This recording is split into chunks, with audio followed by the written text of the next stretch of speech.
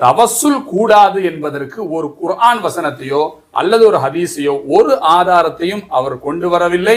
இவர்களால் கியாமத்து நாள் வரைக்கும் கொண்டு வரவும் முடியாது. சலஃபு சாலிஹீன்கள் எல்லோரும் பரவலாக தவசுல் செய்து துஆ செய்திருக்கிறார்கள் என்பதற்கு தெளிவான ஆதாரங்கள் இருக்கு. ஹக்கி ஃபுலானின் அப்படின்னு கேட்பது எனக்கு வெறுப்பிற்குரிய மக்ரூஹாக இருக்குகிறது என்று இமாமுல் ஆலம் அவர்கள் சொன்னதனுடைய விளக்கத்தை கேட்டுக்கொள்ளுங்கள். பேரரசனாக இருக்கிறான், அவன் மீது நிர்பந்தம் செலுத்துவதற்கு ஒரு படைப்பிற்கும் உரிமை கிடையாது. இது நம்முடைய நம்பிக்கை சார்ந்த விஷயமாகும். இப்போ பிஹக்கி அம்பியாயிக்க ஒரு ருசுலிக்க என்று சொன்னால் உன்னுடைய ரசூல்மார்கள் உன்னுடைய நெபிமார்களுக்கு உன்மீது இருக்கக்கூடிய நிர்பந்தித உரிமையை கொண்டு கேட்கிறோம். இப்படி எந்த முஸ்லிமும் அல்லாஹ்விடத்தில் கேட்பது கிடையாது.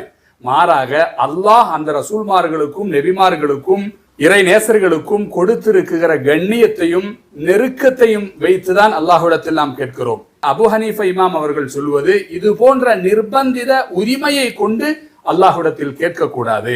ஏன்னா அப்படி ஒரு நிர்பந்தித உரிமை யாருக்கும் இறைவன் மீது கிடையாது என்பதாகும்.